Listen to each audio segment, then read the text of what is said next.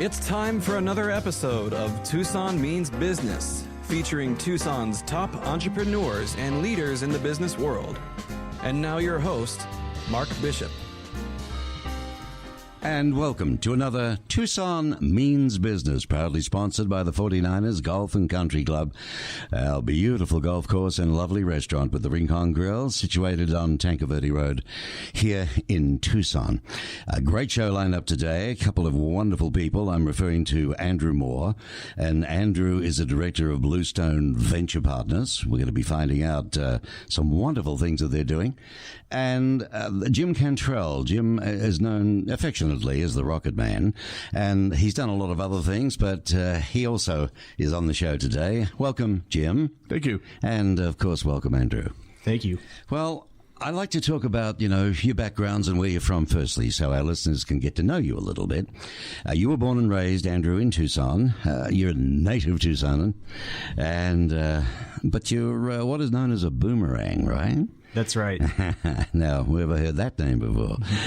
You moved away in 2008 when you graduated from the U of A, but found your way back to Tucson in 2018 when you turned down a job offer from Amazon to join their Seattle headquarters.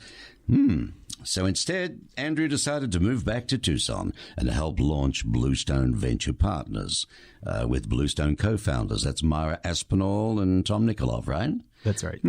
Did you know them before you decided to move back to Tucson? No, I did not actually. So met some other people that knew them and knew they were launching a fund, and the timing was working out just perfectly for when I was graduating business school. So instead of going back to Amazon and, being a little piece of a big machine, wanted to come back to Tucson and, give back to the roots and really start investing in Tucson and in Arizona to help fuel some of the innovation that's out here. So after moving away, you received your master's degree, though, from USC, right, in 2009. Yes. And soon after, you began your career with Ernst & Young. That's M&A Transaction Support Team. That's in San Francisco. Yes. Right. And then in 2012, you joined Palo Alto-based private equity firm, where you invested growth capital into a variety of private companies across a diverse set of industries. So what drew you into this particular industry, do you think, Andrew, so early? I think it was just really wanting to understand entrepreneurs and their businesses and help fuel and fund their vision. And, the really exciting part about my job is I just get to learn so much about, these entrepreneurs who have started these businesses and have this vision and they're executing on it. And I can learn about what they're doing and help back them and support them and create a lot of growth. And that's really exciting. And seeing a diverse set of industries is just really cool. Because we're going to dig into what you do because it's very, it's important to what you do. I mean, everybody, venture capital is great and businesses are good and jobs and all the rest of it. But when you start talking about health and finding ways to bring costs down and expedite operations and so on, it gets great. So we're going to dig into that. My other guest is Jim Cantrell. By the way, Jim, any relation at all to the singer Cantrell? Jerry Cantrell? I'm sure we're related Cantrell somewhere, but I haven't found him on Ancestry.com yet. Okay, all righty. He's the founder of several entrepreneurial startups. You may know some of these wherever you are, including Vector, StratSpace, Vintage Exotics, Competition in Engineering. Affectionately known as the Rocket Man, he was on the founding team of Moon Express and SpaceX and has worked closely with ICEI, Skybox Imaging, Planet IQ, Planet Labs, and Rocket Lab. Man, that's a mouthful, isn't it? Yeah. Any favorites out of that lot? Yeah, ICEI is kind of my personal favorite just because it's a young bunch of entrepreneurs who pulled me out of the ether to help them get started, and they've just done a great job. I mean, they've got like 6 satellites up, and they're over in Finland. And it's this mishmash of people from all over the world, frankly, that are there. Yeah, they're just a great bunch. I really love them. So what would they be doing with all these satellites? What are they? So they're taking radar images of the surface of the Earth, and the characteristic there that's interesting is you can do it day and night. So they're using radar waves to image the Earth. Okay. And one of the more famous things they they did was during the last hurricane that hit the Bahamas last summer, they took the famous images of the islands when they were half underwater as the eye was passing over. So it's that kind of really revolutionary imagery that they're able to do. Sure sounds like it. And I guess that goes into all sorts of commerce. Yeah, military, commerce, weather. Yeah. Amazing. Well, you've worked on, 45 satellite missions, including Iridium Next. Right. Okay, the Pluto mission. Yeah. OSIRIS-REx. Yes. And LightSail. Yes. I mean, it's hard enough, Andrew, me getting my mouth around these things, never mind understanding what they did. Can you talk about those missions at all, or you're going to get hung up later? Yeah, no. So Iridium Next was the second generation of the Iridium phone system satellites that are in orbit, and those were all built in Arizona. They were designed and built here, originally by Motorola. That was really? The first group, up in Chandler, and then those were flown 20 years ago, and I got involved with that in the late stages, and then helped them build their second generation constellation when I first moved here to Arizona about 12 years ago. Right. And then another one I got involved with here in Arizona was OSIRIS-REx, and that's the University of Arizona built this mission to go out and retrieve a sample of an asteroid. And again, I got pulled in late in that one to help bring together some of the mission operations about how do you orbit about an object that you don't even know what it looks like and what its mass properties are. Right. So it was kind of an esoteric problem that I was one of the few people in the world that had any experience with that. So I was the proverbial needle in a haystack that Dante Loretta found here in Tucson. So isn't that amazing? So you're not a Tucsonan? Nope. But you came from where? I came from Los Angeles originally, but don't tell anybody that. Oh, well, you're close enough. You're a neighbor. There you go. Yeah. Well, welcome to the desert, my friend. Yeah. What about LightSail? What was that about? So that was one of the first successful commercial solar sails ever flown. It was built by the Planetary Society, and it was sort of my brainchild, and I was the program manager on that. Wow. And we started out in the late 90s trying to fly something called Cosmos One, which was the first private solar sail that was funded by the Arts and Entertainment Network. We flew it out of a Russian submarine out of Murmansk, and the missile that we took the warheads off of and put the satellite on top of blew up on its way to space, so it didn't make it. But it was an interesting experience where we got to go out on Russian submarines. And then LightSail came about 5 years later, where we adopted these micro spacecraft that were becoming all the rage. And we flew two of those in orbit, and one's still up there flying right now. So Bill Nye takes credit for inventing solar sailing, but really it's not. He's just a good showman here. Okay. Andrew, anytime you want to jump in and ask questions or touch on anything, you're most welcome. You know that. Great, thank you. We have a chat. So your business career then saw you serving as CEO of IDEA. Okay, is that correct? Yeah, IDEA, yeah. IDEA.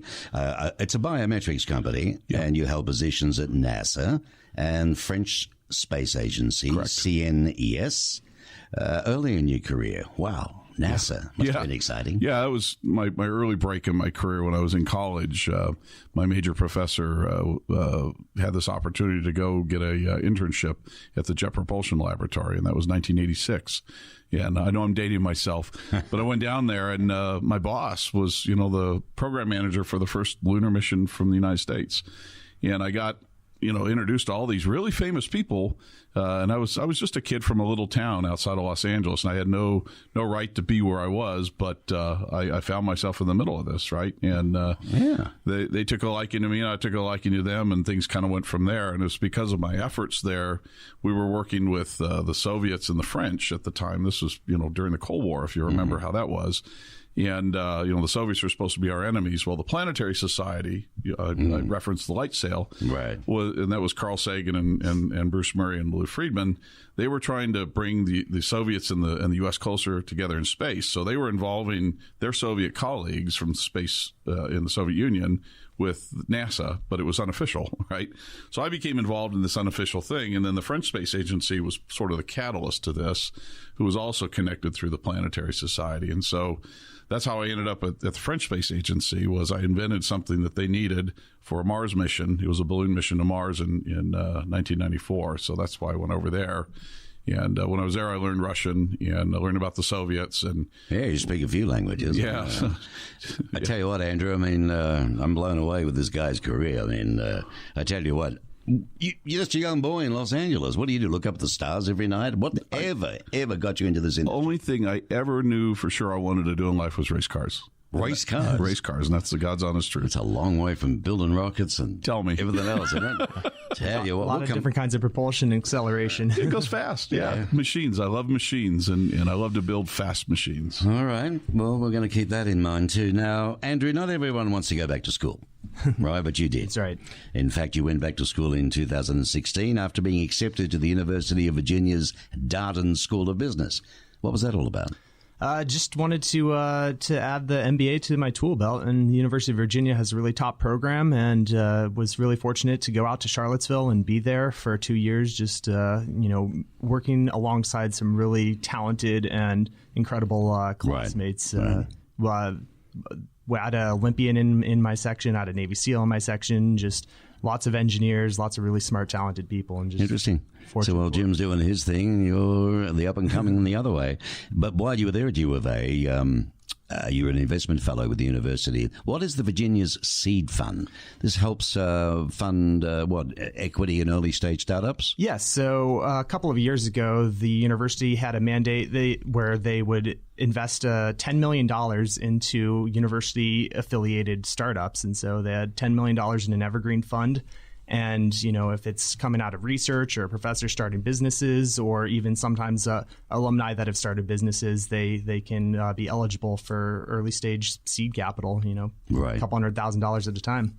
So after graduation, that's when you move back to Tucson to join Bluestone and lead their diligence and investment team. Yes. So we've been around for about 18 months now, done 3 deals that we've worked on and invested in, and already having our first exit in one of those. So this is Bluestone Venture Partners, based here in Tucson, and a venture capital fund capitalizing on the strength and innovation found in entrepreneurial companies in the Southwest.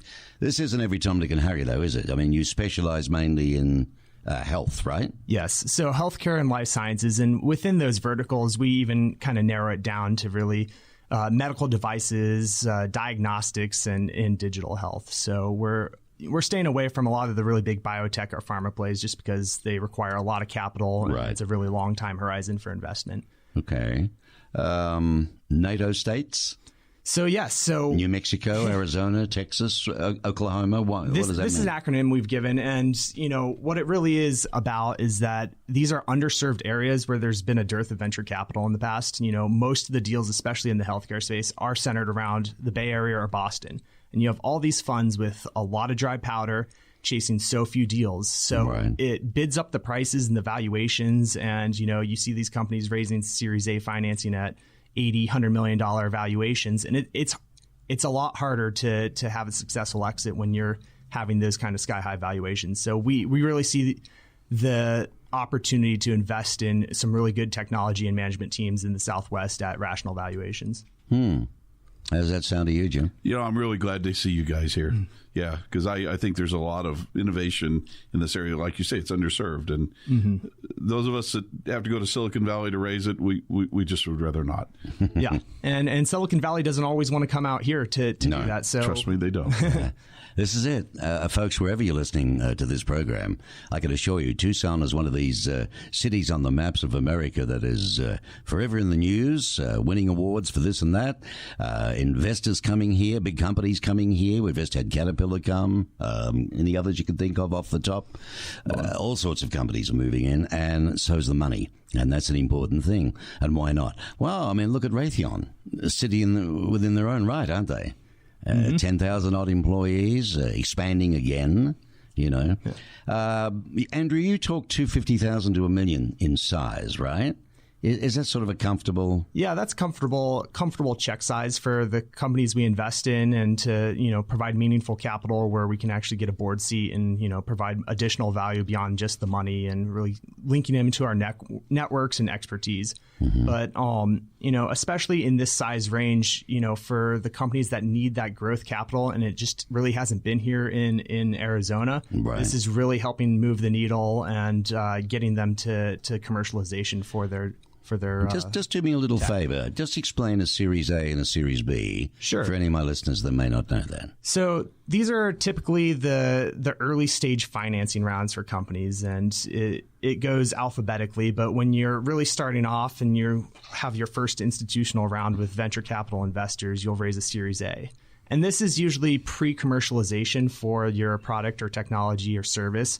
But what it is, they're taking a pretty big risk, but they're putting this capital in to help you hit those milestones, to build out the prototypes, to get to key development things, to get through regulatory agencies. And then, eventually when you do hit those milestones, you're going to need more money to grow and scale fast. And so you do later series such as Series B, Series C, Series D, further on down the line. Right. Well, it's sort of comforting, isn't it, to know that if you get it done in the early stages, there's a very good chance you're going to keep getting the rest, right? I don't know about that. So what happens in the first series then if you're not doing the job? If you're not doing the job, company goes under, and What happens to the investors' money? Well, it depends on how they structured it. Some of them might walk away made completely whole, and the CEO and entrepreneur and the employees are out of money. So it really depends on how they structure it and what happens if you're able to at least sell the assets. Jim, you've been an entrepreneur for a long time. What can you relate to all that he was just saying? Yeah, no, I've been through all that. I've been on the investor side doing diligence, and I've been on the begging side raising it, so I've gone all the way through Series C on some, and, I've done a lot of seed capital raising too. So it's a completely different skill set. It's a completely different proposition when you go to the VC. So there's a lot of what we call angel investors here in Tucson, typically high net worth individuals that like what you're pitching, and typically they like the local angle. But there's not that many institutional VCs here. So you're the only one I really think is a true VC that I've heard of. Yeah. So there we go. There's a couple of them that have started in the last 18 months or so, all at the same time, which is great because there traditionally hasn't been much in Tucson at all. And so as we start getting some of this capital in here and could start investing in these startups, some of them are going to scale big and be the next Ventana, and those will spin off other smaller companies and other entrepreneurs, and it's a whole wealth flywheel. Creation. Yeah, it's great. Yeah, so people are hearing about your successes at Bluestone then, all right? Right. Because if I was competition, I'd be saying, well, hang on a minute. They're getting what maybe we could be doing here. So this is why we're attracting perhaps a few more that want to get into that. But then again, you're specializing in the health. Give us an idea. I think you've just landed a big deal, haven't you? So we're actually exiting one of our portfolio companies already in the cancer diagnostic space. We invested in their Series B round back last May, and they're currently being acquired by Exact Sciences, which is a $15 billion public company. They do the Cologuard test for colon cancer detection. Right. They're the sponsor of the Cologuard Classic. Yeah, that's right. This particular weekend, although this is not dated, this podcast, it'll go forever. But the reality is this time of year, every year in Tucson, we have the seniors play golf tournaments, and this particular one is sponsored by the Cologuard scenario, and it's very popular. A lot of people go to that. Absolutely. It's very good. So we're excited. Great. Tell me about a few of your portfolio companies that you've invested in so far.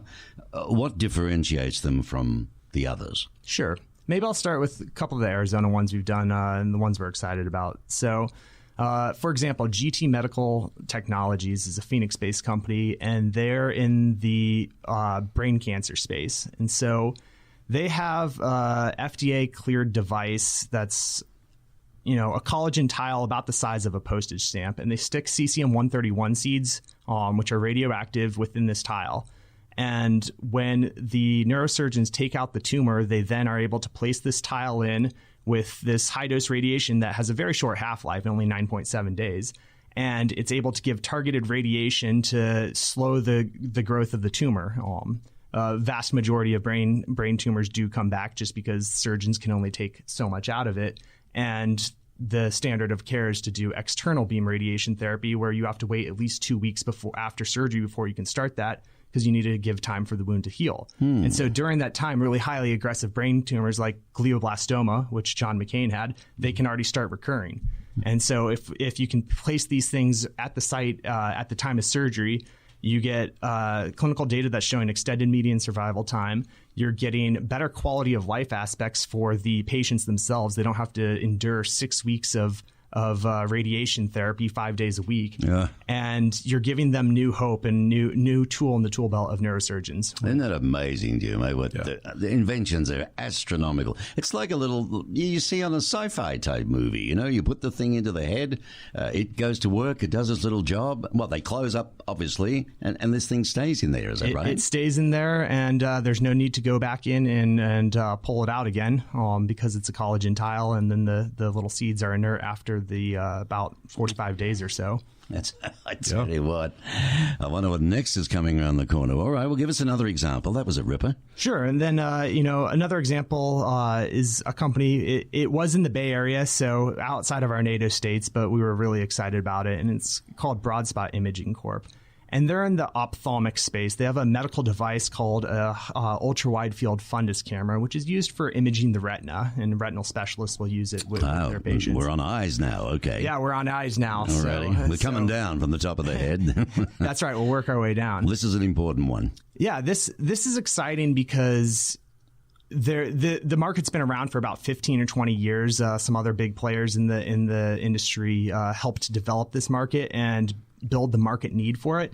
But the units that they have are giant tabletop units that are, very expensive, $80,000, $90,000 a piece, and they take up a whole room.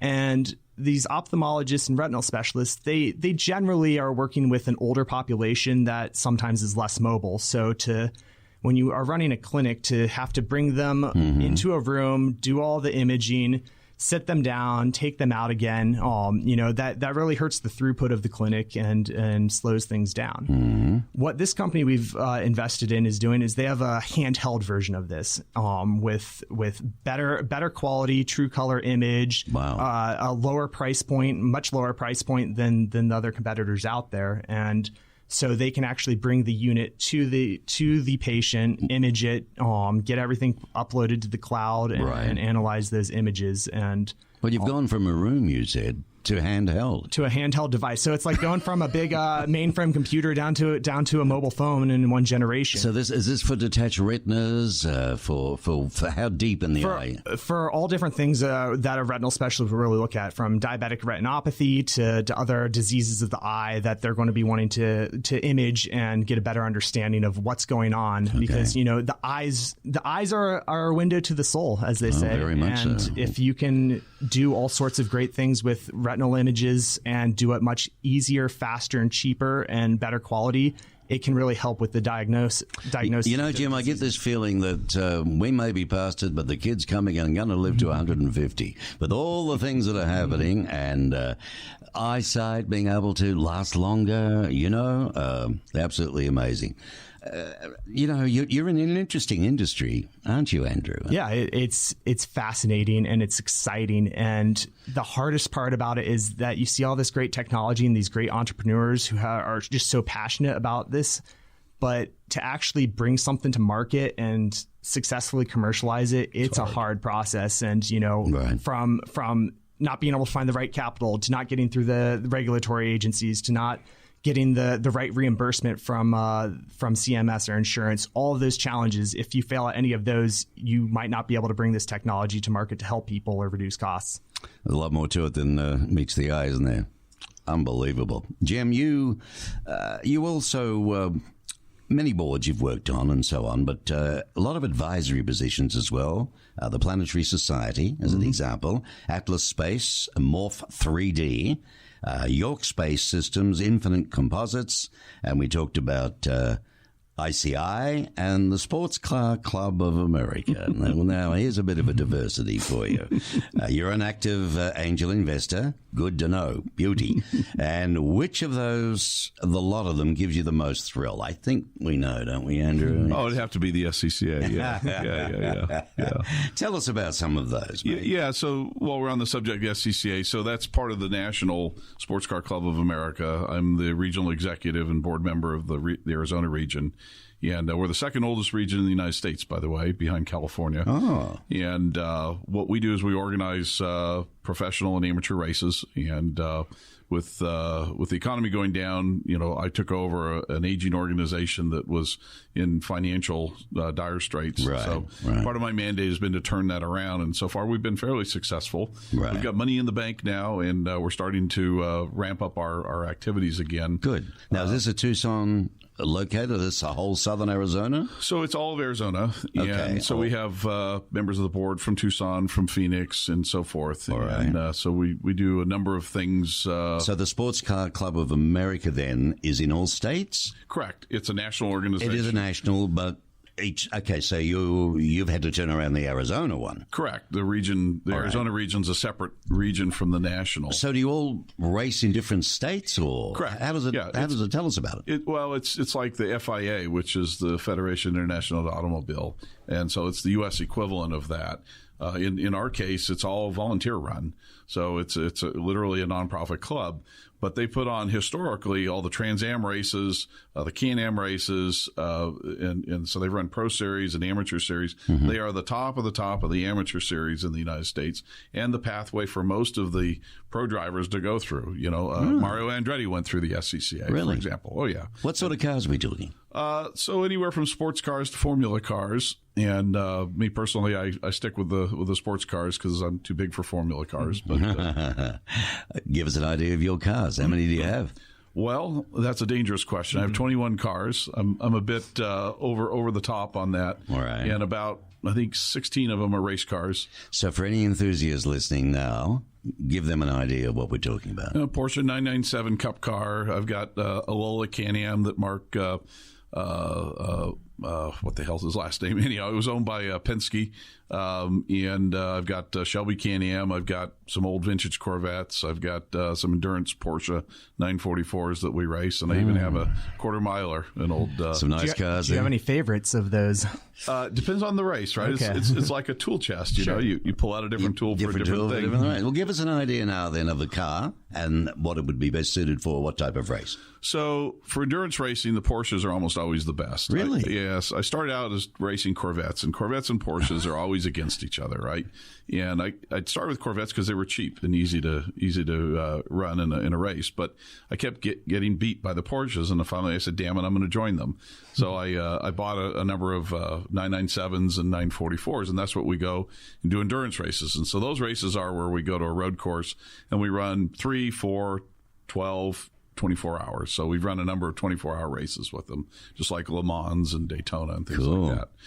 Yeah. And then let's go to another extreme. They're the longest. So is the other extreme just short track, like drag races? Speed, drag races, okay. Yeah. So I've got a AA altered fuel dragster. It's a nostalgic one with a 2,000 horsepower blown engine in the front, and I'm actually kind of scared of it. But my son would love this. He's into cars, believe me. Well, there you go. See, so you've got to have an outlet. That's your sport. That's your outlet. It's the whole reason to work. I would think an expensive one, Andrew, between you and I.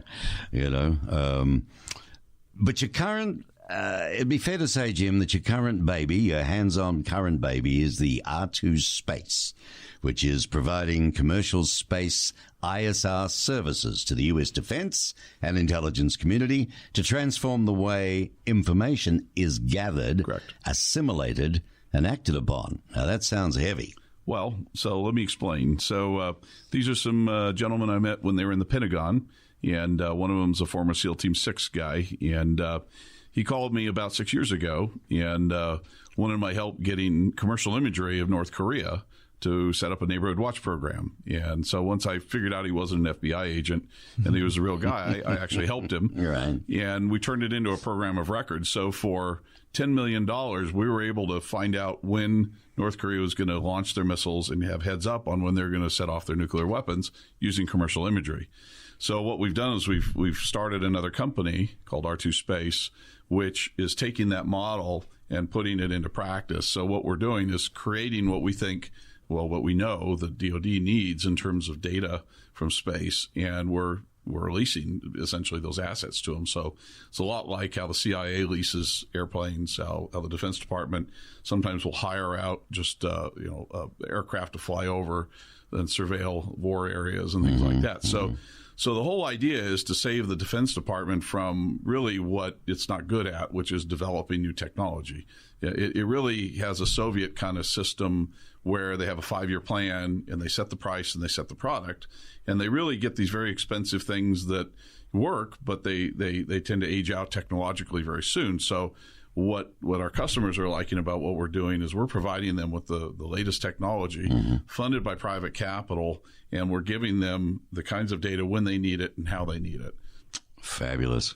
Boy, oh boy, this is a great show. I'm enjoying it immensely. We're going to come right back. Of course, you're listening to Tucson Means Business, and thanks to the 49ers Golf and Country Club that sponsor this show, and we hope you're enjoying it, and we'll be right back.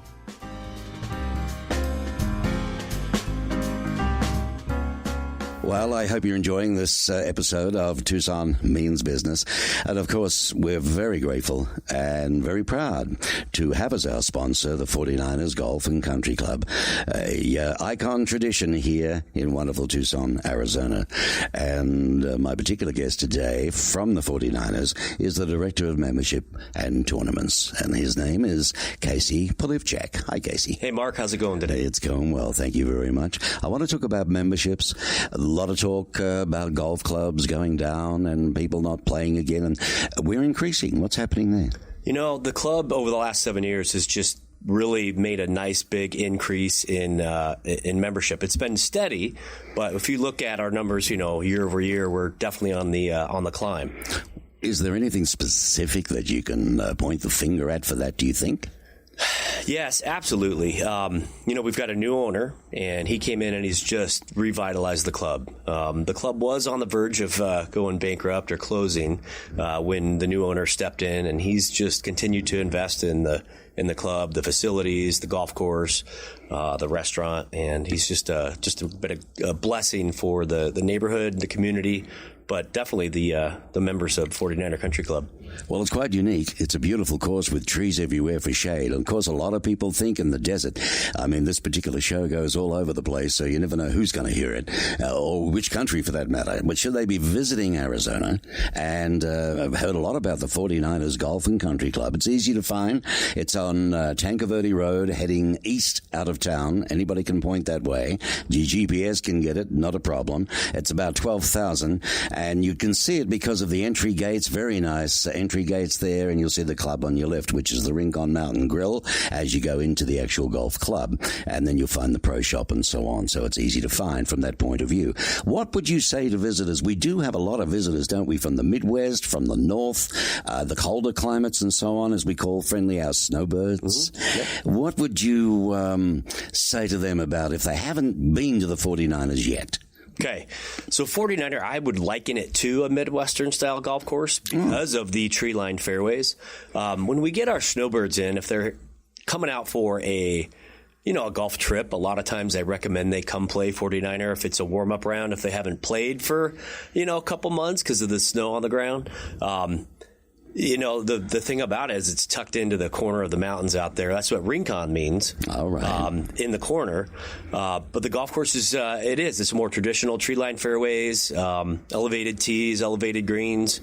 It's a great golf course to play. It's not going to kill you. It's not going to, have a bunch of huge forced carryovers, desert and cactus and, It's not what one thinks. No, it's not. For the desert, yeah. You got to keep it straight. It'll challenge you that way. You got to keep it straight. And of course, if if it talks your cork at the moment, simply go to the 49ers website, which is 49ercc.com. That's spelled out FORTYNINERCC.com. There you go. Okay, so do that. There's some lovely photographs, great stories to look at, and it'll give you everything about the club. You can't fail. All right? We're going to be back with Casey another time. You're listening to Tucson Means Business. My special guest today in Tucson Means Business with Mark Bishop, Jim Cantrell and Andrew Moore, and both in some ways similar to what you do. There's a bit of a stretch, but it's there. Andrew's sides of the same coin. I think really our passion for entrepreneurial community here, especially in Southern Arizona, and how, Southern Arizona has really become a hotbed for some of these different industries, such as the space industry or such as biosciences here in town. These are things that we can really leverage and continue to attract new talent and new companies out here. Well, you're both high-tech, things of the future. I got to ask you this, Jim, just for those who may, be concerned. Are we really ever, planet Earth, in a situation where the government wouldn't tell us that an asteroid could be coming? Yeah, I mean, there's no obligation of the government to tell you, but the ability for them to keep that a secret, I think, would be very, very difficult. All right. Do you know of, and the people you mix with, is there anything planned to be able to stop this in case? It's physically very difficult to stop something like that. So there's a lot of discussion of use of nuclear weapons and things like that. But the reality is it's just one of those things you just hope never happens. Sure. And so we do what we do best, which is to monitor to see if they're coming. So the question you have to ask yourself is, do you really want to know, or do you not really want to know? It amazes me. You know that movie where they landed on the thing with Bruce Willis? Yeah. I forget the name of it, but Armageddon, was it? In space, everything's moving the same pace. Right. I can't get my head around that. It's moving 60,000 miles an hour, whatever it is, and yet everything's doing the same thing. How do you get It's all relative. It's all relative. It's all relative. It's moving coordinate systems. There you go. From the most. What I want to ask you, Andrew, is this. People often compare Tucson's aspirations of becoming a tech startup hotbed, to being like the next Austin or Denver or Portland. What are your thoughts on this comparison, really?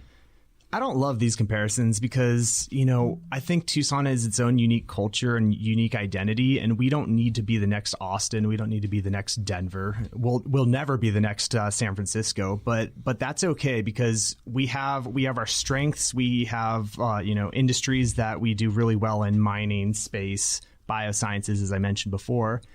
But we can leverage these strengths and really create our own identity and attract our own talent. And on top of that, we have our own cultural connection to this town and what that means and how it differs from other parts of the country. Okay, so you're a millennial. Last summer, a new survey came out that ranked Tucson as last in the country for attracting millennials. Does this hurt the city's ability to continue momentum and growth that they've experienced, or we have experienced over the years, do you think? I think it does hurt it if we can't attract younger talent, and there's a lot of different task forces that are working right now in Tucson to really promote and attract younger workers and keep that talent here. And as I said before, I'm a boomerang, so I'm not the best to speak, but keeping people here right after college might not be the right thing. Maybe, you let them go to New York or San Francisco, try to tell a 22-year-old not to do something. It won't be successful. But let them go there, let them get the experience and some of the big names on their resumes, and then attract them back, show them the cost of living, why it's so good to be here in Tucson versus living in a $4,000 a month studio in San Francisco. Well, I do know one fellow who's, done a lot of great work towards employing people. Jim, you went right out on a limb, with your company, Breathe Rockets and so on. You took people from other industries or people that, needed a break, needed a job, and literally trained them from scratch, didn't you? Yeah. No, we recruited a lot of local talent, actually. And what I found was the manufacturing base here was incredibly good. And not only do we have small companies that could build a lot of the stuff we needed, but the kind of people that lived here were exactly what we needed for high rate manufacturing. And you pile on top of that what I consider the great brain trust that comes out of our universities here. We had no trouble recruiting people to Arizona. Clearly, not everybody wanted to come. And that's okay, because, there are certain lifestyles that I don't necessarily want to see here anyhow. Right. I like Arizona for what it is. I'm an import, and I liked what I found. For what it is, yeah. I didn't like it before I moved here. So it was one of those things that, for me, was a great discovery. What was your role with Elon Musk and SpaceX? So he called me out of the blue July of 2001 looking for Russian rockets. You go back to my time with the Russians, and I spent years after that helping to convert Russian rockets to the ICBMs to satellite launchers. So I had a reputation in the industry for being the guy that had the connections to the Russians. And at the time, they were selling cheap rockets to Western, commercial efforts and things like that. So he called me and said, he says the same thing today, that humanity needs to be this multiplanetary species. And he needed a Russian rocket to do this philanthropic mission that he wanted to do. He'd just been fired from PayPal. Most people don't know that, but he went on vacation, and Peter Thiel and the guys removed him, and he came back. And he told me, he said, the rule of this is never go on vacation when you're CEO. Yeah, well, hey, they said in the media industry too, we used to have that, been in the game 40 years now, and you never went on holidays. You come back and someone's got you shot. Right, that's exactly right. Or whatever it may be. But there you go. So big names are being dropped around the table today. Look where he's gone on from there, What's he got next coming up? Yeah, I think he's going to go to Mars. That was clear from the beginning when, see, everybody laughs. They used to laugh me out of the room it's 15 years ago. It's the link in with the segue of, we got rid of him, let's send him to Mars. Yeah, well, the guy is the smartest guy I've ever known in my life, honestly. Really? Yeah. So he is genius. I remember he truly bright. is. Yeah. He's sometimes difficult to get along with, but... Well, aren't they all the geniuses? No. Are you difficult to get along with? I'm not a genius, so I'm easy to get along with. But no, he's always had this idea of going to Mars as set up a private colony, right? And in the old days, he used to bring out these drawings of Mars bases. He had people do. Yeah. And I'd say, Elon, that's like talking about aliens and stuff. Put that away. You got enough trouble saying you're going to build a rocket yourself. Well, there you go. And now they're talking about there's already stuff on Mars, right, and stuff on the moon. I mean, what's your opinion of that? Do you have any ideas about that too, Andrew? I mean, do you ever wonder? I guess for what do you mean? What for finding stuff on there? Just water, any sort of. No, I'm talking about anything and everything. They've got photos from the latest NASA missions and all this type of thing that never got out to the public before. Now it's all getting out. There's things. There's like factories, they reckon. There's things coming out from the ground where air has to. I don't know. I mean, come on. You'd be in the know, Jim. I would be in the know, and people ask me this all the time. They do? And I apparently have never been cleared to have access to all the secret UFO factories at Area 51 or the secret photos. That was my next question. Have you ever been there? No, I've never been to Area 51. but it does exist. Yeah, I can confirm that for sure. But, all these photos of Mars. Hell, I worked for Mike Mallon, whose cameras took most of those images, and he's never told me about them. So I'm dubious, right? Mm-hmm. Do I believe that Martians may exist under the surface in microbial form? Yeah, I think it's very possible. Right, in that. Yeah. But it is very feasible. I think another movie, Matt Damon was left on Mars, had to fend for himself. Mm-hmm. Yeah. How close is that to reality? That was good. So the guy that wrote the book originally just wrote it as an Amazon book, and it was so good he got it published, and then it got turned into a movie. And there you go. Andy Weir, and he's one of us. He's a space nut. And he wrote it. He wrote it very realistically. So I love that movie. To me, that's sort of how it'll happen. What about national defense? How's that being impacted by space? So the entire arena of space is a place where war will be fought. It's already been fought there. Most people don't realize that our ground systems rely on space for an asymmetrical advantage, that all you had to do was watch the Gulf Wars. We took this entire arsenal we built up for the Soviet Union and let it out on this tiny country of Iraq, and we just walked over them in days.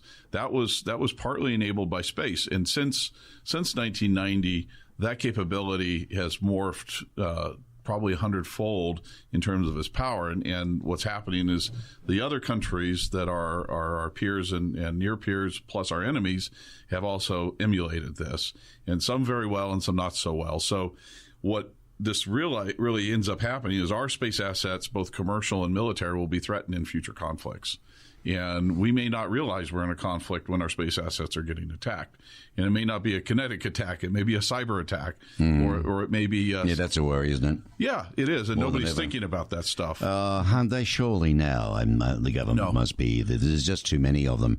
What worries me the most, Andrew, here is the power grids, what it could do to the economy, banks. Life in a day stops. Oh, absolutely. And we're not prepared to handle that. Yeah, and panic ensues, and everything shuts down, and that's definitely a fear. And you can almost see some of the fear spilling over with the coronavirus, for example, where you have something that's really going to hurt infrastructure. We're not prepared for it. The markets are reacting negatively to it, and there's a lot of panic and fear out there. And now multiply that if power grids were to go down, or if infrastructure was to be shut down, it could be a big problem. That's what worries me about biowarfare. There are some stories out there already that this was biowarfare. A few people have done this deliberately for different reasons. It even involves finances and so on, but it's a nasty thing. It's pretty scary. But space, how off was Reagan and the boys, do you think? Oh, from Space Wars? Well, the missile defense program is reality today. I don't know if you realize it, but we have interceptors in the hole in the ground in Fort Greely, Alaska, that's defending us against anything that comes out of North Korea and China and wherever else. It's limited, so it's not an umbrella that'll protect us from everything, but it's very effective. And despite the reports that you see in the press, it will work. It won't work 100%, but that was never part of the promise. But war in space, where you have Star Wars kind of things where they're shooting each other, I think we're a ways off from that. Well, you want the space station itself. That's remarkable. Yeah, it is. And that's a joint effort, right? Yeah. It didn't start out that way, but it ended up that way. It is that way now. Now, wouldn't it be lovely if all those countries stayed as a joint effort and worked together? Because they're not going to be countries that are going to be trying to fight us up there, right? Did you ever watch Star Wars? Oh, yeah, of course. You like all those shows, too? I preferred Star Trek, yeah. Star Trek as well, okay. Yeah. Do you ever, is it feasible? These writers aren't idiots. Sometimes I think they've been given gifts in the night, Andrew, where they've been given visions to write the stuff that they do. Can we have ships like that? Of course, yeah. So because there's no gravity. Yeah. Right, exactly. So it's possible. We don't have the propulsion technology today. Well, that's the next question. That's why I'm worried. Look, I was in Phoenix at the time when the lights were there. Now, there are millions of reports worldwide, right? There's got to be something in relation to the so-called UFOs, if you want, these ships. I've often thought maybe it's the American government at 51. Finally, they've developed, propulsion. What's it called? Laser propulsion or something. Something that's amazing. But how can a ship go like this and then, Yeah, no, it has to be something that we don't understand with today's physics, right? And that's right. If you delve into physics deep enough, you understand our understanding of particles goes down to a certain level, and then it just falls apart. So this so-called theory of everything about how it all relates, there's still a lot of mystery to physics, and within that mystery lies a lot of secrets for this kind of space flight, this kind of time travel, and theoretically, it all is possible. What fascinates me is the stories now of the releases of, supposedly they've been amongst us for years.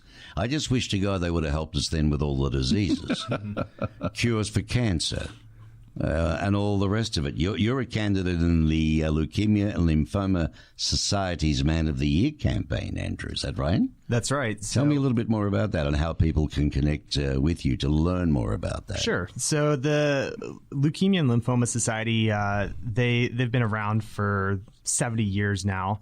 And their real focus is, raising funds to generate research on new novel therapies for blood cancer. And one of their big fundraising campaigns is the Man and Woman of the Year campaign, where they have candidates from around the country launch a campaign and a team to try and raise as much money and compete against each other to see who can raise the most money in any given region. And so I'm one of those candidates this year. Our campaign kicks off on March 19th, and over a 10-week period, we're going to try and see how much money we can raise and compete against the other teams. All of them are Phoenix teams. I'm the only Tucson team right now. Last year's Man of the Year. All by your little self. Last year's Man of the Year winner was from Tucson. So, a lot of hope there. But, people can reach out to me on LinkedIn or on our website if they want to learn more about how they can help with the campaign to generate these research dollars. And or just help out with volunteering and connections. Okay. Is there a set amount that you've targeted? So my goal is to at least raise $100,000. Last year's Man of the Year raised about $80,000, and the Woman of the Year raised over $200,000. So it's kind of a wide variety and wide range. How are you going about it? What do you do? Sausage sizzles aren't going to do it. So there's a lot of different ways, through asking family and friends and connections for donations, for seeking corporate sponsors who can write larger checks, to doing all sorts of different events throughout the region to raise money, and including at the end of the campaign a silent auction and gala to really kick it off and end it with a. So there are companies open those purses. That's a big thing. Tax write-off for them, would it be? Yes. So they are 501c3, so they do get a tax write-off for the charitable contribution. So. That's great. And just give us the details on that again. So Leukemia and Lymphoma Society Man of the Year kicks off on March 19th. You can reach out to me through LinkedIn or through my company website, bluestonevp.com, if you want to learn more about how to donate or how to assist with the campaign. Especially if you're passionate about leukemia. Great. It's a good cause, man. Wish you all the best in the world with that. Jim, do you believe that humans will settle on Mars, do you think, in our lifetime anyway? Absolutely. I wouldn't have said that 30 years ago. So what are we off, 10 years, 20 years? I think probably 10 to 20 years, yeah. I think you'll probably see the first ones attempting to go there in about 10 years. And we do have to walk around with spacesuits and all of that because there's no air, right? Yeah, it's like living at 100,000 feet on Earth. There you go, then. What is the rightful government role in space as we do move into the cosmos? Have you got any set ideas on that? Yeah, so stay out of it. So I'm a libertarian, which means I'm very, very much for small government. So my view is a little tainted, but my view is the rightful role of government is as a user of space, not necessarily the dominator of space. Mm-hmm. And if, just prior to this, I was on the phone for a half an hour with a VC firm out of San Francisco answering the same question, right? And what you find is that the government has really stagnated the technological progress post, say, the Apollo era in space. Right. And the only real progress was coming out of the military, and it was a limited sort of rate of progress. And when you get VCs who are willing to put skin in the game, entrepreneurs like me who have crazy ideas who are willing to, submit parts of their life to making these things a reality, you just get more progress. And so... Well, look at, what's his name? Virgin Airlines. Yeah, right. Balloons around the world, and next minute taking people up into space. Richard's a colorful guy. Yeah, he's the only guy I've ever had to sign a non-disclosure agreement to walk into the same room with. But what he's doing is an example. What inherent right does the government to say that we can, as humans, go to Mars and that we have to bring the government along? Right? There's no inherent argument that says that has to be. You can argue that that's a good idea, that you have to have some form of governance, right? But if you believe that governance is something that is a power given by the people to those to okay, but let's think about this for a minute. You're sitting here saying that as an American.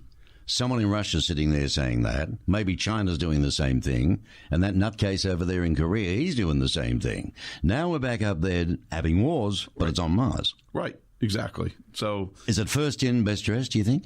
Probably something like that. And settle and set in your defenses. Maybe that's why the government is more concerned about military. Look at how this continent was settled, right? So it was settled by this crazy guy, Columbus, who had this idea that the earth wasn't square. He wasn't going to fall off the edge, financed by a crazy queen who had her private money and said, go do it. Mm-hmm. And then gradually it was settled by people who were willing to leave the comfort of their homes in Europe from a town that they knew to something they've never seen, they can't see, they have no way of knowing how they're going to survive, and they just get on a ship and they go. Mm-hmm. So that's how the rest of the solar system will be settled, and the government will follow. The government will follow as a part of that. Mm-hmm. I don't think that the Chinese or the Russians or anybody else, the Americans for that matter, are going to be organized enough to send armies to any of these places and defend them. We're the crazy nuts that are going to go there and eke out a living, because that's how we're wired. We're hardwired for this.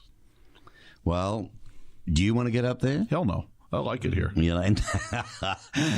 How much are they charging a seat to go into space? I mean, we're not going on the moon and we're not going on Mars. But I've lost track. 100,000, I think it is. More than that. I think Branson charges 100,000 on. But they're booked up. Yeah, they're booked up years out. And really, it's the worst part, I suppose, is getting up there safely. Because once you're up there and you don't have the gravity, it'd be a lovely view, wouldn't it? Well, but you got to come back again. You're probably safer doing that than you are driving home in your car. Let's be honest. Wow, okay? There you go, Andrew. See, it's and how close is that then? How far, before that's likely to be a reality? So I think space tourism is going to be limited. It's going to start happening over the next 3 or 4 years. I think we're really truly at that point it's going to happen, but it's going to be still very limited to very wealthy people. Yes, there we go. The rich again. Not everybody can afford to go on a cruise around the world either. Well, our kids, I suppose. Andrew, are you married? You got children? I am married, but no kids, just a couple of dogs. All right, a couple of dogs. That reminds me of a joke. I think it was Steve Allen and Marty Rossi. It was a long time ago, and they were performing at the Copacabana, and he yells out, "Okay, so any messages for President Kennedy?" And he says, "Yeah, send out more broads and no dogs." "Oh, no, more dogs and no, more broads and no dogs." Never forget that one. Well, you're a very down-to-earth visionary, Jim. Anything exciting you want to tell us about? Well, I'll just say a lot of us were disappointed that Vector didn't make it, but I'll just leave you with a little tantalizing tease that I'm not the kind of person that ever gives up. So just wait and see what we do. Yeah. I got a question to ask you in relation to what I would think would be on a lot of people's minds. Now we've got all the 5G things going up, and then there's somebody else. There's these little satellites flying around. How much stuff, they call it space junk, how much stuff is up there, and how on earth do we get around it or through it all the time with this millions of dollars worth of equipment we send up? So it's a great question, and I get asked it a lot. And I forget the exact number of objects, but it was close to 100,000 is what I remember. And it's everything from boosters from the 60s to debris. So they don't all fall down and burn out then. So the lower part of the atmosphere does. The atmosphere acts like a sponge, if you will. It scrubs the speed of the debris and the satellites and so on, and gradually they deorbit and burn up.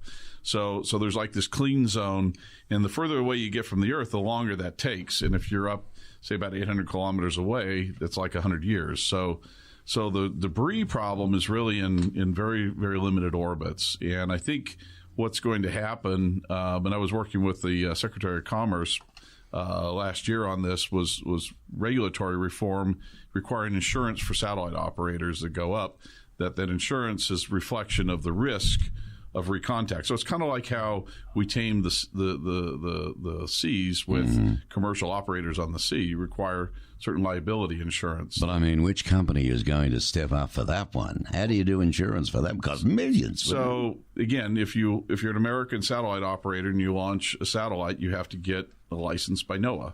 And so to get that license, the regulatory authority of the government is valid to impose insurance requirements on that. So when we were in the rocket building business, we had to get liability insurance against third-party damages. The government covered the first 10 million or so, but after that we had to cover it. Yeah. How do you get on with people pointing the finger at you if you make wonderful rockets that go to other countries that maybe aren't our friends? Well, when I was in the rocket business, we didn't make stuff that would put payloads in other people's backyards. We were trying to put them into space, so we avoided that topic. Okay. So, Andrew, is there anything specific you'd like to mention maybe that you've got coming up now with Bluestone? Because Bluestone Venture Partners, are you looking for more unique? Of course, you'd be looking for unique products, but is there anything exciting on the horizon you think you're going to be? Yeah, I mean, we see a lot of really exciting technology and companies, and for the ones we really like, we give them a term sheet, and sometimes they accept it. So that's always exciting, and we're always looking for new opportunities. And now, a term sheet is what now? Stops them going somewhere else? So this is to really to help value the company and tell what we're willing to invest in it, and all the different terms that come along with that. And what happens to the others that you're not? You just decline nicely. Yeah, correct. So if we don't give a term sheet, we say, maybe another time, or maybe this isn't a fit for us. But we still try and introduce them to people who might be able to invest in them to keep the ecosystem going. And it really all comes back to our own ecosystem and the innovation economy here in Southern Arizona, because we want to see all of the different startups and companies succeed, even if they're not in our sweet spot or not in the biosciences. We want to see, all of these entrepreneurs succeed, generate a lot of jobs, sell their company, go back and invest as angel investors in other companies, or do it again as a serial entrepreneur, bring in top talent. And when some of those people leave, they start their own companies. We just need this whole collaborative community here and innovation economy. And that's what we're trying to do all together. I'm going to have all your details up on the site, TucsonBusinessRadioX.com. It's going to stay there. But people can contact you directly at andrew.moore@bluestonevp.com. Correct. Okay. And there's your LinkedIn, if you just want to give that one once more. Yes. LinkedIn.com/ I forget it. /Andrew Moore. Yeah, it'll be up there. It'll on be the up site. there. So you'll be able to find me on LinkedIn or on our own website. Remember Bluestone Venture Partners. That's the key. Good luck with your career on that. Great, thank you. And Jim, of course, anybody can get hold of you. You're going to have, you're Jim at r2space.com. But what's your favorite site for people to go to? Probably you can go to my website, jimcantrell.com. Okay. And see the latest meanderings. And then Twitter's probably a good place to get a hold of me, James N. Cantrell. As well. Okay. Last question. Starting with you, Andrew, just out of the box. If you had to start it all over again, your career, all right, would you have taken the same path, do you think? I think I would. I had a really unique path, and somehow it all worked out. Especially graduated in 2008, right when everything was starting to blow up. But through the different opportunities and a little bit of serendipity, I find myself back here in Tucson, investing in a community that I'm passionate about, and with people that can really help this region succeed, and I'm really excited about that. That's good. So, in one sentence, any advice to anybody maybe looking which way to go in life? I think the key thing is, keep persevering through adversity, and you learn as much from your failures or more from your failures than you do with your successes. So, just remember that. Very good. Andrew Moore. Andrew is director, Bluestone Venture Partners, and doing a lot of wonderful work throughout the world. You're going to hear about that and read about them more. And I'm glad they're here in Tucson. A little Jimmy Cantrell, Mr. Rocket Man. If you had it all over again, well, what do you think? I'm still living the dream, man. Every day's a new day, and every day I wake up and I think, this is a great day. So I'm still writing the story. Fantastic. Jim Cantrell. And find his site. I think he just mentioned it before, jimcantrell.com. You're going to find a lot of interesting reading, a lot of good things to follow up on. Your last bit of advice then for anybody? Well, so I often get asked what makes people successful. My kids ask me this and so on, as if I were to know. But my advice is you got to do something first and foremost that you're passionate about. And because if you're not passionate about what you're doing, it's drudgery. And it has to be something that people want to buy. So there has to be demand. And it has to be something you're good at. So if you do those three things, don't worry about the money. Most people focus on the money. It's the wrong place to focus. Yeah. The money's just a reflection of the value you've created. There you go. And money's really only as good as it doing good things anyway, isn't it? Well, you end up finding out that money causes more problems than you ever realized it would. So there you go. Very good advice from two bright men. Thank you, fellas. I've really enjoyed the show. Tucson Means Business. It's been great having you on. Appreciate you both. Very busy guys. I appreciate the time. Thank you. Thank you, Mark. We trust you enjoyed this particular episode. This podcast will be here on the network and, of course, on Tucson Business Radio X and on various platforms throughout the globe. So wherever you may hear this, hope you've enjoyed the show. You ever want to contact me, by all means do so. Just to Mark Bishop at businessradiox.com. And again, I want to thank the 49ers Golf and Country Club. They're famous here in Tucson. And should you ever visit Arizona, don't just stay up in Phoenix. Come down to Tucson. We've got some lovely courses and our people are great. Okay? We'll see you another time.